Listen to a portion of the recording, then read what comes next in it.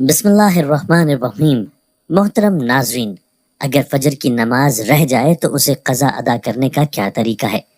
پیارے ناظرین، اسرائیل کے وزیر اعظم شمعون کی ایجنسیوں نے جب اسے خبردار کیا کہ مسلمانوں کے اندر بیداری آ رہی ہے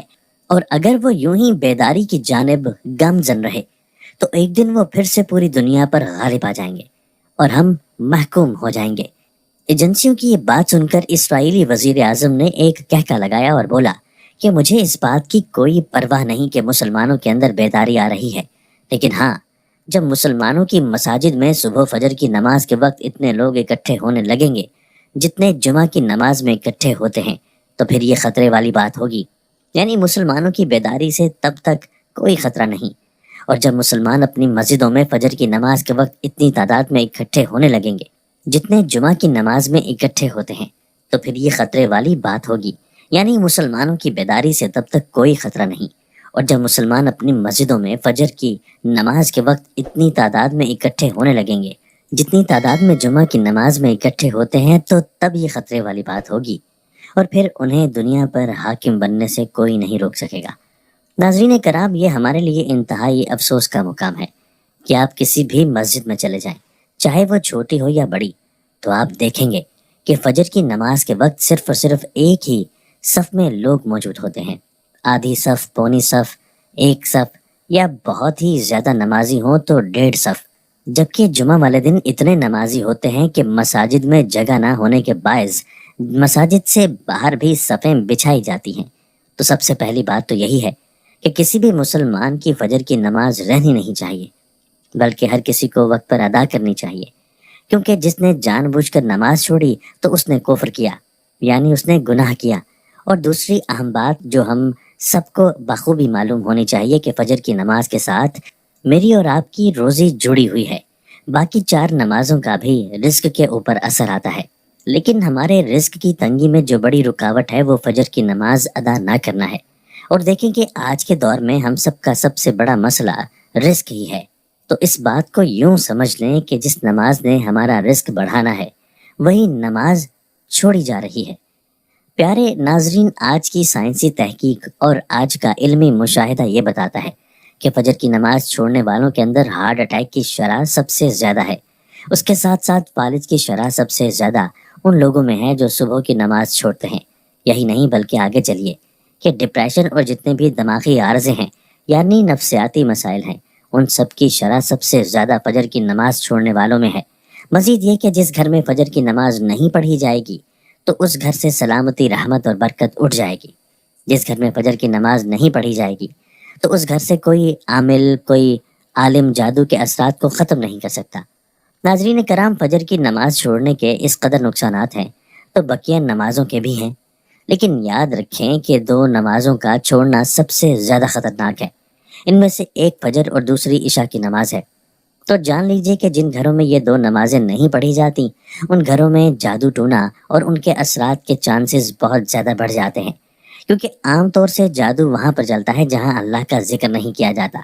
تو جب انسان صبح سویرے اٹھنے کے بعد نماز کی ادائیگی کرتا ہے اور پھر تھوڑی بہت تلاوت قرآن کرتا ہے، اسی طرح سے پھر وہ ظہر کے وقت نماز کی ادائیگی کرتا ہے، اس کے بعد عصر، پھر مغرب اور عشاء کی نماز پڑھتا ہے، تو ایسے انسان پر، ایسے گھروں پر جادو کے اثرات ہونے کی شرح بہت کم رہ جاتی ہے۔ تو جہاں جادو اور ٹونا وغیرہ نہیں چل سکتا تو وہاں پر پھر دن رات اللہ تبارک و تعالیٰ کی رحمتیں اور برکتیں نازل ہوتی ہیں۔ ایسے گھروں میں رزق کی فراوانی ہوتی ہے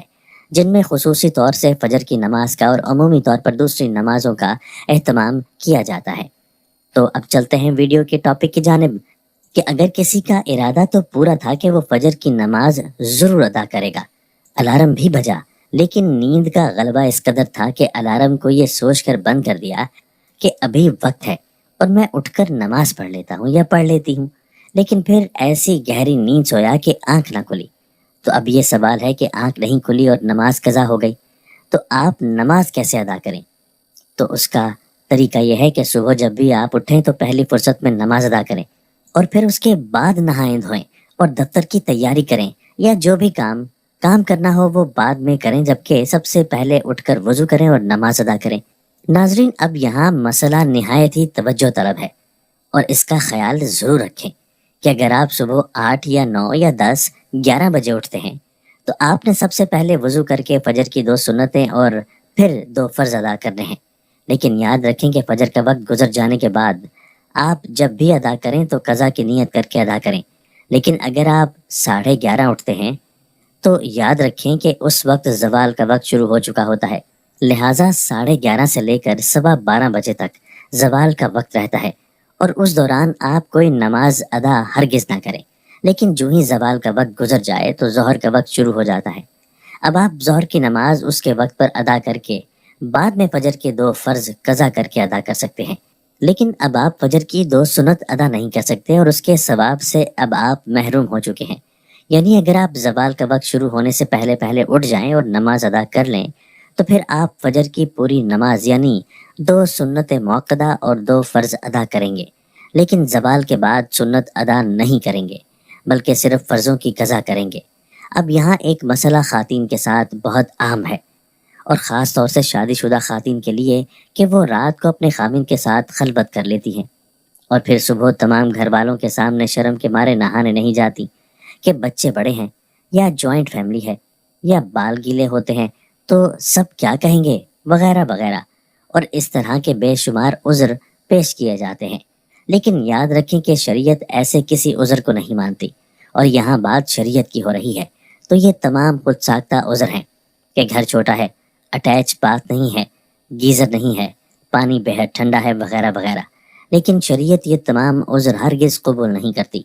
کس قدر بدبختی والی بات ہے کہ رات میں خلوت تو اس نیت سے کر لی کہ یہ سنت ہے، لیکن صبح ہوتے ہی فرائض چھوڑ دیے صرف اس لیے کہ خلوت میں نفس شامل ہے، جبکہ نماز میں نفس ساتھ نہیں دیتا۔ تو عموماً ایسا ہوتا ہے کہ شوہر نے رات خلوت کی اور پھر صبح نماز چھوڑ دی، جبکہ بیوی اسی ناپاکی کی حالت میں اٹھی، ناشتہ تیار کیا، بچوں کو اسکول بھیج دیا، اور پھر کہیں 10 یا 11 بجے وہ نہا کر نماز ادا کر رہی ہے۔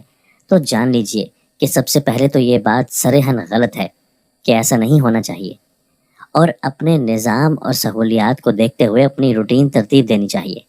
تاکہ نماز میں کسی قسم کی کمی کوتاہی نہ ہو سکے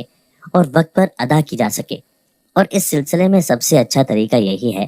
کہ اگر خلوت کا ارادہ ہو تو پھر خلوت کے بعد فوراً نہا کر سویا جائے تاکہ صبح فجر کی نماز وقت پر ادا کی جا سکے۔ لہٰذا فجر کی نماز قضا کرنے کا مسئلہ یہی ہے کہ شوہر اور بیوی کا کوئی بھی عذر ہے، خلوت کی ناپاکی، پانی کی قلت یا نیند کا غلبہ یا کوئی بھی دوسرا عذر ہے، مثلاً بیماری کی وجہ سے رہ گئی، یا کوئی گھریلو پریشانی ہے، یا سفر میں ہے، یا چھوٹے بچوں والی عورتوں کے کچھ ایسے مسائل ہوتے ہیں کہ ان سے نماز وقت پر ادا نہیں کی گئی، تو یاد رکھیں کہ زوال کا وقت شروع ہونے سے پہلے پہلے پڑھ لیں تو 4 رکعت پڑھیں گے، یعنی 2 سنت اور 2 فرض۔ لیکن اگر کسی وجہ سے آپ زوال سے پہلے پہلے نماز نہیں پڑھ سکے تو پھر ظہر کے بعد پڑھیں گے، یا عصر کے بعد، یا مغرب کے بعد، یا اگلے دن کسی وقت پڑھیں تو صرف فرائض کی ادائیگی کریں گے، لیکن اس کا مطلب ہرگز یہ نہیں کہ اب اگر رہ گئی ہو تو یہ سوچا جائے کہ اب کل ہی پڑھ لیں گے۔ تو جس قدر جلد ممکن ہو سب نمازیں ادا کریں۔ اللہ پاک عمل کی توفیق عطا فرمائے اور ہم سب کو 5 وقت نماز با جماعت ادا کرنے کی توفیق عطا فرمائے، آمین۔ ناظرین، کمنٹ باکس میں اللہ تعالیٰ کے 99 ناموں میں سے ایک نام ضرور ٹائپ کیجیے۔